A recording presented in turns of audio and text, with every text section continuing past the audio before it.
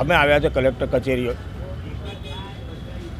અમે બધા જીઈબીના નિવૃત્ત કર્મચારીઓ છીએ, જેમાં લગભગ 80 વર્ષ સુધીના સભ્યો છે. અમારા લગભગ 5000 સભ્યો છે. અમારું મંડળ છે GEB retired employees welfare association, એટલે કે ગ્રેવા. આ સાથે અમે લોકો નેશનલ એજ્યુકેશન કમિટી, જે ઓલ ઇન્ડિયામાં અમે આ પેન્શન માટેની લડત ચલાવી રહ્યા છે, તેના પણ અમે સભ્યો છીએ. અમારા જે નેશનલ પ્રેસિડેન્ટ છે કમાન્ડર અશોક રાઉત, એમના આદેશ મુજબ અમે આજે અહીંયા આવેદનપત્ર આપવા આવ્યા છે.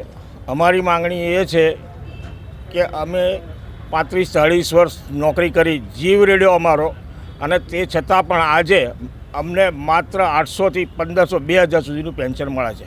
આટલી કાળમી મોંઘવારીમાં 2000 પેન્શનથી માણસ કઈ રીતે જીવી શકે એ વિચારવાની વસ્તુ છે કે કદાચ એનું દૂધ કે શાકભાજી પણ ના આવે એવી મોંઘવારીમાં અમે આજે પીસાઈ રહ્યા છીએ. જ્યારે સરકાર પોતાના જે સંસદ સભ્યો, ધારાસભ્યો, એ લોકોના ભથ્થામાં ગમે ત્યારે મન ફાવે તેમ વધારો કરે. હમણાં હાલ છેલ્લે 24% વધારો કરી દો.